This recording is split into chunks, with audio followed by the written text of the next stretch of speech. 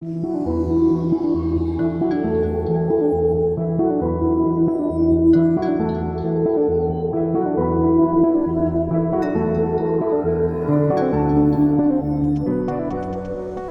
up, everyone? Thank you so much for listening to my interview with Devon Phillips. It was absolutely a pleasure.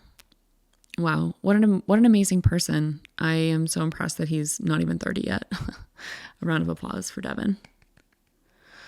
So much to unpack, as I used to say in college and still say now today. Just said it.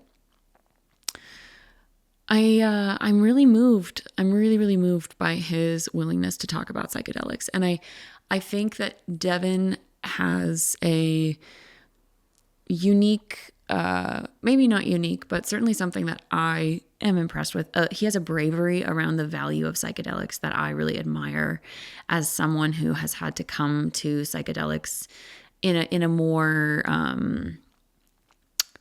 fearful way, specifically because of how I was raised and who my family is, and their feelings around the use of psychedelics have made me trepidatious, even though I definitely believe and promote the healing value of psychedelics. And Devon's bravery and his integration of psychedelics and drugs into his fashion company and into his creative life, and the overtness with which he talks about them and his alignment with MAPS is really inspiring to me. I'm so impressed with his intelligence and integrity and overtness around this field. I don't know if I've talked about Galileo yet in an episode. I will probably do it over and over and over again. It really reminds me of the MAPS effort in general, reminds me of Galileo, not reminding us because we didn't know yet, letting us know that it was not a geocentric universe, that actually we all revolve around our star, the sun, and being, excommunicated and nearly killed, because we really struggle with new information and new thought. And he turned out to be right. And I really feel similarly about new thought, especially as all new thought, especially the use of psychedelics. It's super valuable. It really, really is. I want everybody to experience it in a safe way, obviously in a safe way. And as Devon really fantastically described in his narrative of his acid trip, it can be really scary. It can be a bad time. I have had a bad time on psychedelics. You also have a bad time in life. Life can be a really, really bad time, regardless of substance use. I don't mean to be flippant. I do think it's very important to be extremely safe with drugs. And I also know, I have a family member who struggles with drug addiction, and drugs are not a good mix with this person's brain chemistry. So I deeply understand that reality. I also think that they have a place, and a really, really important place in the human neural network. And the work that Devon is doing with MAPS to bring psychedelics to the mainstream community is really fantastic and really beautiful. And I was also really moved by his background and his childhood growing up in Lubbock, Texas, as a Black kid, living with a single mom, experiencing poverty, being hyper intelligent, being able to cross boundaries and move in all kinds of different circles and feel the ability to sort of act as a chameleon and be loved by all people, while also investigating his own identity and figuring himself out, is such a cool gift in a way. For all of its challenges, he learned really early on the places where we all connect, the things that bring us together or make us one species, despite the seemingly insurmountable differences that we have. And I think that that's really actually a tool that he has now in his toolbox as someone who is speaking to the community at large. I love his desire to bring psychedelics to the Black community, to the socioeconomically disenfranchised community. I think it's so important that we acknowledge the fact that white people or people of privilege get to play with psychedelics in a way that anybody who's being profiled by the police does not get to, because they're going to be penalized for something that wealthy or otherwise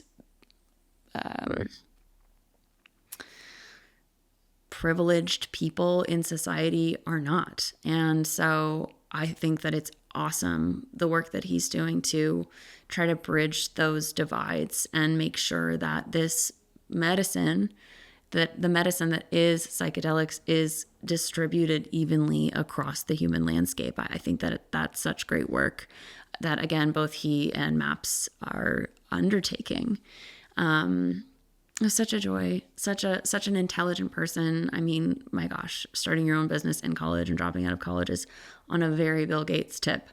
And what a fascinating arc that journey had. And I love his openness around his use of Adderall and his overworking, and that sense of climbing a ladder and being perceived as successful and having that perception warp your own idea of what is successful, and his willingness to come back from that and take a step back from that and say, yeah, I can work as a bartender, I can work as a barista, I can work as a DoorDash delivery guy if I want to. It doesn't matter. I'm on a journey that is the narrative of my life, and it's my job to follow that path regardless of what society thinks about it.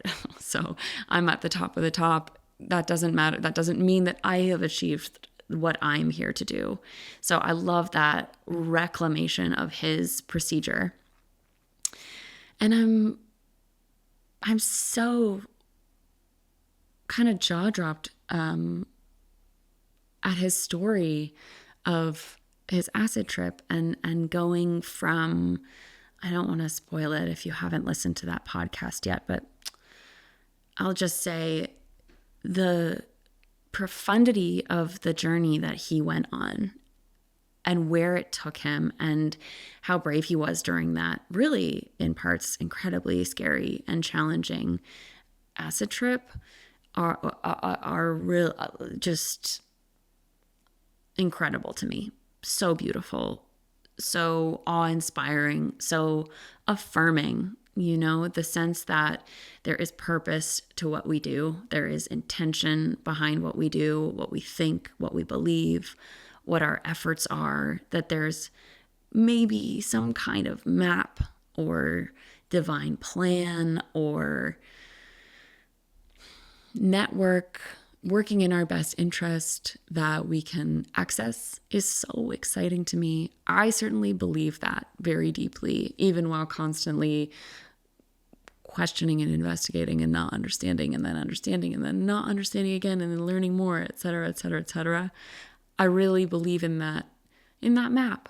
And Devon's experience of self-discovery really was just a joy to hear firsthand. And I'm so excited for you, if you haven't listened to his podcast yet, to go back and to listen to it, and to hear that story is really impactful and really, really cool. So just an exceptional time talking with Devon Phillips. So excited to see what he does in the future.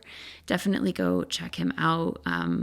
Links to his website and how to get in touch with him in the show notes, and information about MAPS as well.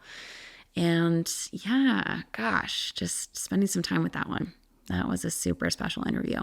Thank you so much again, Devon. Hi, and thanks so much again for tuning in. Hopefully there was something in that episode that inspired you that you can take with you throughout the week. Please be sure to like this episode, subscribe to our YouTube channel, and share this with a friend or family member. They might find it useful also. If you want to learn more about us, you can do so at otherwisewithjaneharvey.com, and be sure to sign up for our newsletter, Music by Dash Positive. And if you want this episode in audio form, you can listen to it wherever you get your podcasts. Thanks so much, and we'll see you next time.